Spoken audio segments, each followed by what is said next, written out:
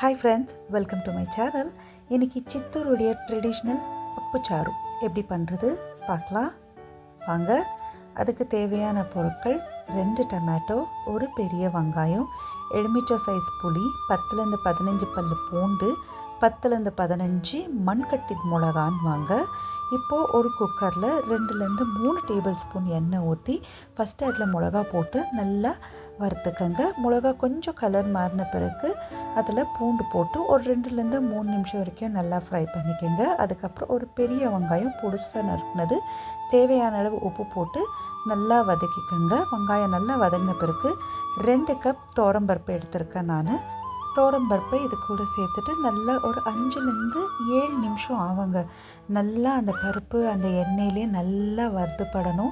அது நல்லா அந்த பருப்பு ஒரு நல்ல ஒரு வாசனை தரும். அதுதான் உங்களுக்கு அறிகுறி பருப்பு நல்லா வதங்கியிருக்குன்னு. அதாயிட்ட பிறகு நம்ம 2 டொமேட்டோவை நறுக்கி இதுலேயே போட்டுக்கலாம்.